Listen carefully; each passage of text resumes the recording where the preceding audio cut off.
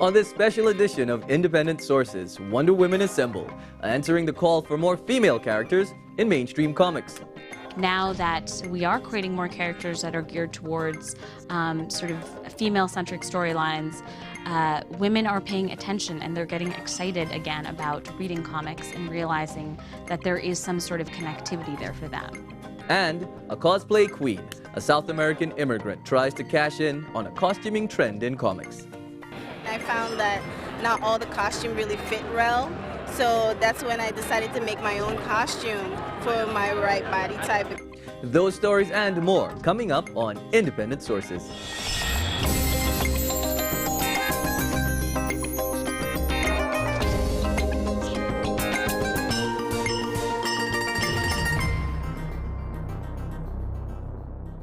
Welcome to Independent Sources, bringing you news from New York's ethnic and immigrant communities. I'm Zyphus Lebrun. New York Comic Con recently drew more than 150,000 people to the Jacob Javits Center. That made it an even bigger event than its older West Coast cousin, the San Diego Con. The convention's success is one of the many signposts that are heralding comic book culture's growing influence on pop culture. Not to mention the fact that 4 of the top 10 grossing films of this year have been based on superhero comics. According to figures released by the comic book distribution company Diamond Distributors, the sector has grown from a $300 million to a $500 million industry in the last 10 years. All this success has had its consequences. One of them is the call for more diversity within the 4-color world of comics. We'll begin tonight with a look at the effort to get more leading ladies into comics. I'll speak with Marvel Comics editor Sanaa Amanat about their effort to do just that. Before that, Nikki Miller tells us more about what a growing number of fangirls want from their wondrous women. I've always loved comics. You know, I collect them. I've done so since I was a kid, and back then they really weren't very welcoming to women, like girls. It's like I would want to collect comic books, and all the guys were like, "You're a girl, what are you doing in this shop?" That's not the case these days, as was evidenced by many female fans who donned sequins and spandex to embody their favorite heroines at this year's New York City Comic Con. When I first started going to comic conventions, you'd walk in and there'd be another lady across the room and be like, "Oh, look, it's the other one." And now everybody, there's such a mix of people here. It's really great to see. This wave of women reading, writing, and being represented in comics is part of what some observers see as the mainstreaming of the industry. Heidi McDonald edited comics for several years and now runs a comic blog called The Beat. She says the graphic novel Persepolis was one of many books that created the interest that makes comics cool again. I think this book was the first graphic novel that really became very mainstream, and it sells very well to this day. Obviously, the timing following 9/11 probably had a little something to do with it. I think there was a lot of curiosity, but it's also a very timeless story about a young girl rebelling against her, oppressive society, and then learning it's not all it's cracked up to be. McDonald thinks the industry is maturing. She says DC Comics recently surprised her when they reprimanded Walmart after the big box chain released T-shirts that offended the comic company's female fandom. And one of them said, "I'm in training to be Batman's wife," which is kind of an old joke. And the other was like Superman kissing Wonder Woman. It says like "score." I mean, it was just so tacky. But I've seen things like this my whole life. So then, I was like, "Oh, well, here we go again." And then DC Comics came out and said, "You know what? These were wrong. This is not our message." And I was like, what? I could not believe that happened. DC's biggest competition, Marvel Comics, have also made headlines for their push to have more leading ladies. The company recently made Thor a woman, much to the delight of some of the fans. They actually have been saying that it's more of a title instead of a name, which I think is cool, because I think there needs to be more girls that are, have a presence in comics, as opposed to just being the half-naked girl on the side who can't kick butt. That seems to the consensus amongst the fangirls. They want their heroines as powerful as their heroes, and not just mere eye candy. Susan Walker dressed up as one of her favorite heroes, Captain Marvel. The character went through a recent cosmetic transformation in the comics that made her more appealing to Walker. I don't think I would have been able to look past the bathing suit costume at all to like be able to say like this is a character who I can really identify with. But when I started reading Kelly Sue DeConnick's run with the new Captain Marvel, I was like, this costume is something that I could wear and feel comfortable wearing. While some fangirls feel uncomfortable with female leads being sexualized, others embrace their physicality. Growing up, I was always a little bit bigger than everybody else, a little bit taller, so to be an Amazon and still be beautiful, that's something wonderful instead of being, you know, a cast off or an outcast. Many of these female fans are certainly no longer outcasts, and with numbers showing that they make up nearly half of all comic book readers, they may soon equal or outnumber fanboys. They're not taking charge, they're just back in the picture. That's all. We don't need to take over, just be in the picture.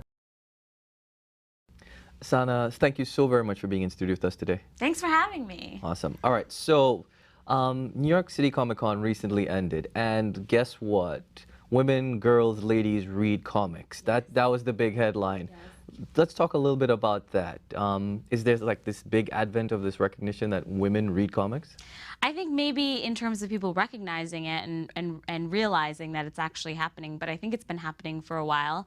I actually did a panel this weekend with Kelly Sue DeConnick, the writer of Captain Marvel, which I'm editor of, and she made this really beautiful statement that said, it's nothing new that women are reading comics. It's actually a restoration. Women have been reading comics for generations, and actually back, I would say in the 20s, it's something that there was a comics magazine where the highest circulation came from women. So this isn't something that is brand new. I think in the last sort of 15, maybe even 10, 15 years, women have slowly just been coming back a little bit. They were pushed to the side when the content was sort of focused a little bit more on sort of male characters and on a male audience.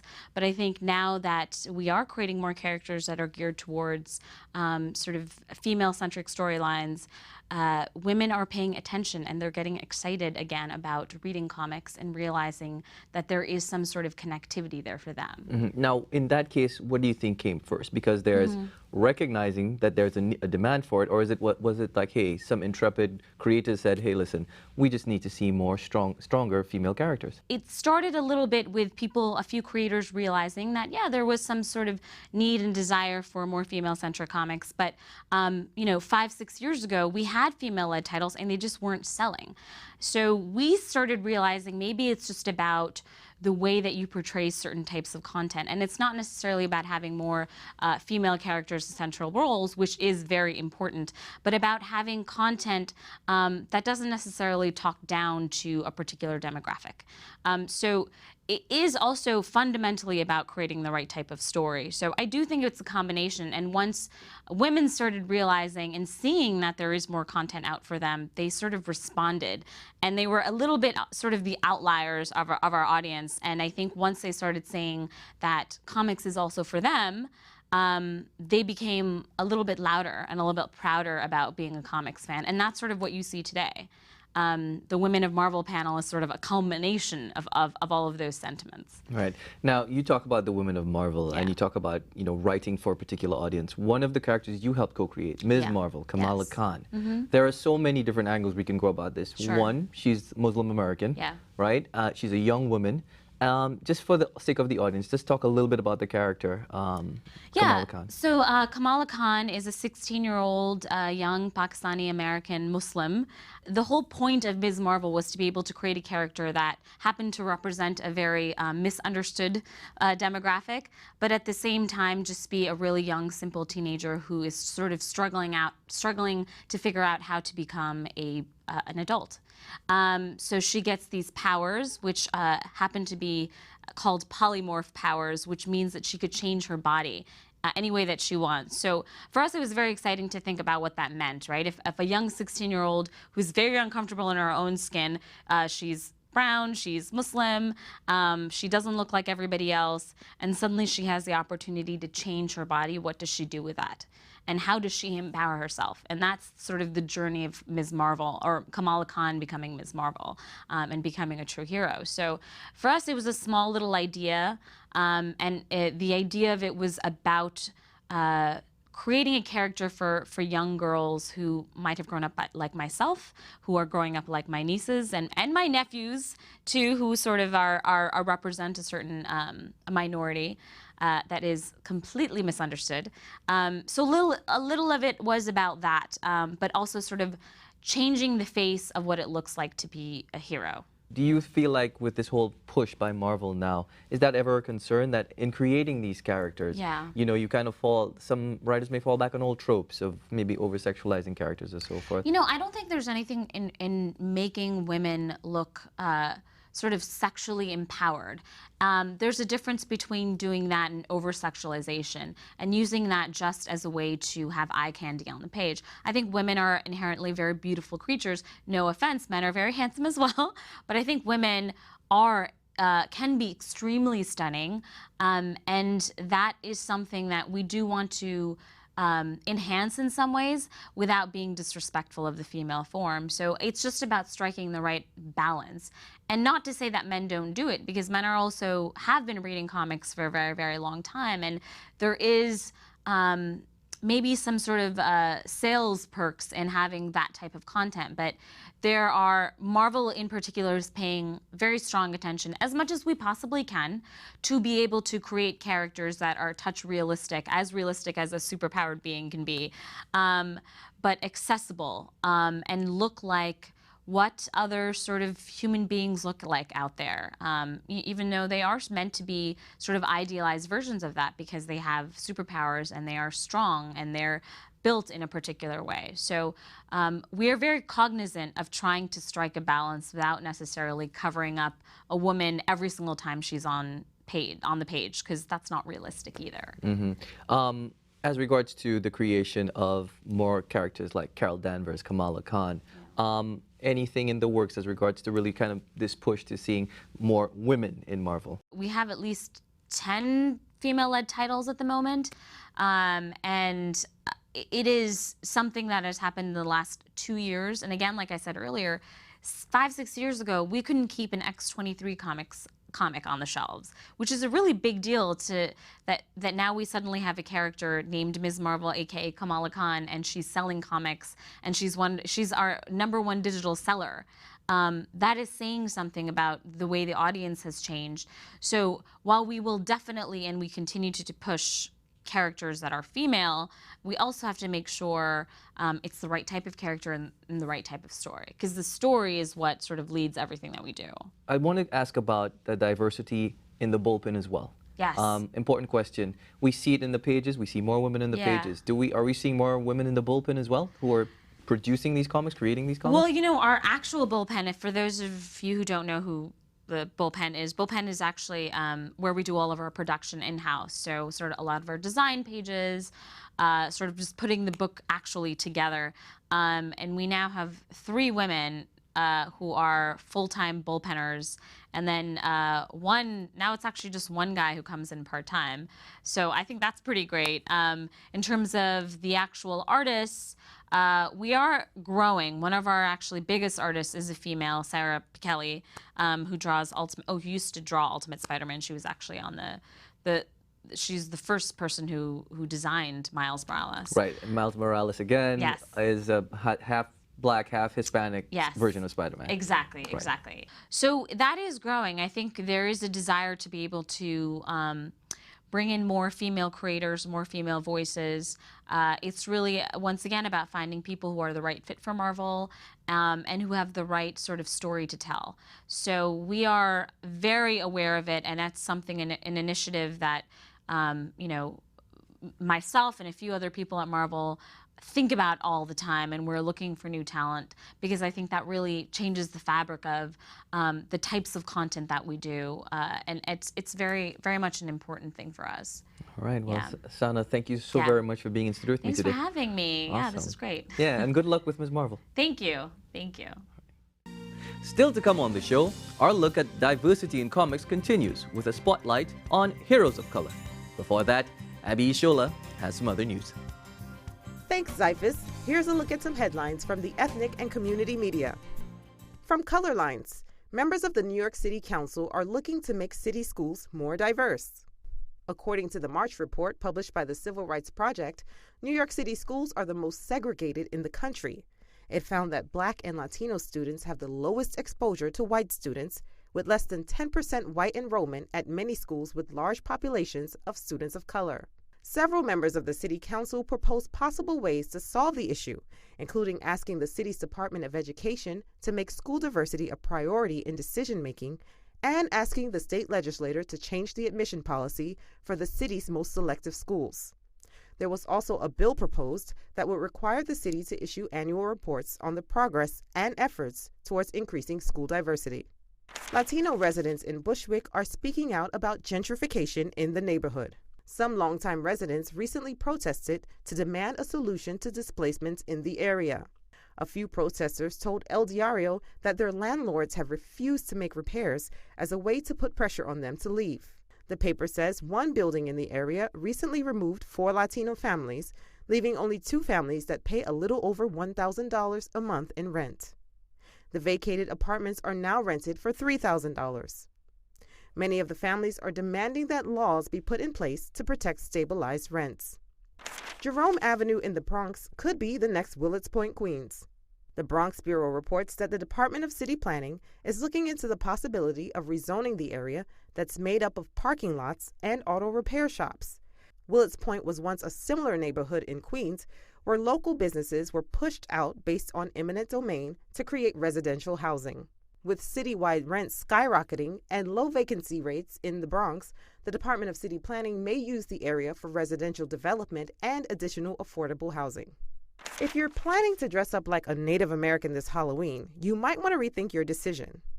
Adrienne Keene of NativeAppropriations.com did a roundup of several posts she's written over the past 4 years on why it's a bad idea for non-Native Americans to dress up like Native Americans on Halloween. She writes that it's racist and disrespectful because Native Americans are, quote, not a costume. She also adds that dressing up like fictional characters such as Pocahontas and Tonto is also offensive because they're based on tired stereotypes. And finally, one Filipino hairstylist is offering his services to the homeless. Mark Bustos, a hairstylist at the 3 Square Studio Salon in Chelsea, began cutting the hair of homeless New Yorkers after he returned from a trip to the Philippines where he and his girlfriend cut the hair of underprivileged children. Along with a haircut, Bustos gives his homeless clients a care package of toiletries. He also posts before and after photos and a caption of each person's story on his Instagram page. Those were just a few headlines from New York's ethnic and community media. Independent sources will be back right after this. I think there's been a big movement of this recently, of the call for diversity in books. There's not enough of it, and I think just people realizing that has kind of created this like social media resurgence of calling for the need of it. So, books that have maybe backlisted and haven't gotten a lot of attention that are by diverse authors and illustrators or have diverse characters are kind of coming back into the light. Books like this are getting more attention because it's from a team of, African-American author illustrator, and I think it's super cool that that can get unknown books out there. I couldn't stand that there was no one in comics who looked like me. And then 2 years ago, Carol Danvers was rebooted with Captain Marvel, and she didn't look like me, but she was really cool, and she had kind of the same history I did, and I really identified with her character. And then all of a sudden, here's Kamala, and we have like Miss America Chavez, and just so many like different women who are starting to at least look like me superficially, even if we don't have the same background. There's literally only like a handful of like actual African-American superheroes or even villains. So I guess like even seeing someone as me actually stay as a character that's actually African-American or even be a character that's African-American makes them feel better about it, and they can understand like, okay, I get it. Like, it's starting to become more mainstream. More people are starting to come in. More people are starting to do it. So I'm just trying to help out, make sure everyone can see that, there are Black superheroes. Like, we can save the day too. On a personal level, what did he mean to you, seeing a Black Green Lantern? Black Green Lantern, it means that he could do it. That's it. That means he could do it. If he could do it, other Black people can do it too. You just heard the voices of a few comic book fans expressing how important it is for them to see heroes who look like them in the pages of their favorite books. That topic of race has been a bit of kryptonite for many creators, as Black readers have often criticized white writers for using awful stereotypes to portray heroes of color, or as the case may have been, sidekicks of color. These days, the conversation appears to be shifting from the issue of having any superheroes of color at all to the need to create original characters rather than simply revamped versions of popular white heroes. Amidst the sea of color and craziness that was New York Comic Con, heroes of color could be seen weaving their way through the crowds. Many were dressed as old favorites, while others were newly invented with elaborate origins. As Ariel Black, I've been working for over 10 years on social and political justice, trying to do things the way that they say that you're supposed to within the system. Then I eventually realized that the system is rigged, and so I had to pretty much become my own superhero to make some kind of change in the world. And what is the superhero's name? I am Helvetica Bold. Helvetica Bold is a bit of a throwback character, a fighter for social justice like many black superheroes were during the 70s. These days, black characters face a different foe. Instead of being pigeonholed as the social avenger, many are now being cast as the black version of an existing white character. We now have a black Spider-Man, we now have a black Captain America. But what about creating an original black character, an original female character? And that's what I'm not really seeing. Professor Gray teaches a comic studies course at John Jay College of Criminal Justice. He says that comic book companies need to move away from such tropes and allow characters to evolve naturally. You need to empower creators of color and give them 5-10 years to build it up. Introduce the character in a side comic, let him grow, let people find him, and then move him to the center. That's what happened to the Falcon. It was an organic process, right? There are others who think it may take a move away from superheroes altogether to see more original black characters in comic books. So the thing about superheroes is that because there aren't a lot of popular black ones, it's tough to make a new character work in superhero comics because people want Spider-Man, Batman, Superman. And I can't blame them because those are great characters. But if you introduce like the Falcon, he's been around for 40 years and like he's just now kind of a headliner. But by shifting away from the superhero thing, that your opportunities just widen. Brothers works at Image Comics, the company that created the highly popular comic called The Walking Dead. That book's been turned into the equally popular Walking Dead TV series. Both he and Dr. Gray believe that smaller companies like Image are better suited to bring these new characters to life. Marvel and DC, they're thinking, how can we exploit this property in television? How can we exploit this property in film? How can we license it? But IDW, Boom, Image, they're not necessarily thinking that on the ground floor. Now, if it's a hit and it goes somewhere, as with The Walking Dead, you saw The Walking Dead was a very popular comic which then grew into a television show. But they weren't thinking about it as fitting into a cinematic universe. That's not what they were thinking about. They also agree that there needs to be more creators of color in comics who may be more inclined to create characters of color, like the 20-year veteran Dexter Vines. Vines has partnered with artist Ed McGuinness to draw Superman for DC Comics and X-Men for Marvel. Now, we'll hang out and it's like a big group of brothers now in comics. Vines remembers being inspired to get into comics when he read about another black creator, Dennis Cohen. Cohen got his big break drawing Batman in the 1980s. As a young kid, that just let me know. It's like, oh man, a young black man can be in comics, make a living at it, and that's all I needed to hear. I was like, I'm going for it. Even as more writers and artists of color go for it, Brothers also encourages other creators to think outside of their safe space. Basically, what it comes down to is you can make more money if your comics are diverse. And that's really like Image is a business, Marvel's a business, DC is a business. If you're not focused on your audience, if you're not serving the people, you're just throwing money away. And that's a ridiculous thing for a business to do. Stay tuned, there's more to come on our special look at diversity in the comic book industry.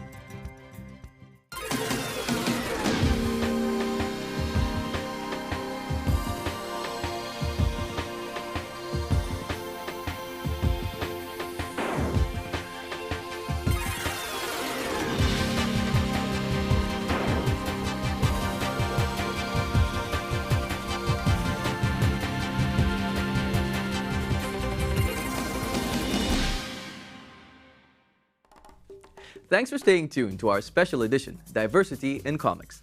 Our final story profiles a Surinamese woman who is trying to break into custom costume designing for curvy women. The South American immigrant is a fan of and participates in cosplay. Cosplay entails dressing up as your favorite character from comic books, video games, movies, or animation. The practice has become so popular that it spawned the Heroes of Cosplay, a reality TV show on the Sci-Fi Channel. Stephanie Darius tells us about her love of cosplay and why she wants to make it into a business. Ready, count. 3, 2, 3. It's Morgan time! This character that I'm cosplaying always draws out the attention. She's very loud, mostly angry, always have a headache, and she just wants to destroy the Power Rangers and take over the world. It took about 2 months to make, actually. I've made this staff out of expanding foam, paper mache, and spackle from Home Depot. Regular household products that I use to make my staff. This is made out of craft foam, poster board, and fabric cording, and the head piece I made it from felt, stuffing, and I created my own welt. I enjoy making costume more than cosplaying, but I really like a challenge, and I thought she was a good challenge to make. When I came over here, I didn't know the concept of cosplay at all, or even Halloween. I went to a convention for the first time. I saw people in costume, and I was mesmerized, and I just had to do it. It looks like so much fun. I found that not all the costume really fit well, so that's when I decided to make my own costume for my right body type, because like I said before, not everybody can fit in the same costume that they were selling, you know, so I just took it from there and just started learning for myself and started making my own costume. I made a pink Elvira version. This person wanted to do Elvira but in a Japanese gyaru style, so I made it all in pink for her. I made Lord Zed, also her Rita Repulsa husband. I've made Morrigan as a character from Darkstalkers. I made a character called Queen Bee, which is a giant bee. It's a whole slew of characters I've made. So anytime when I see a character or somebody sees a character and they want to cosplay, they come to me and I help them make it come alive. As we leave you tonight, we'll show you some of the other cool costumes we saw at this year's New York Comic Con. Till next time, be independent-minded.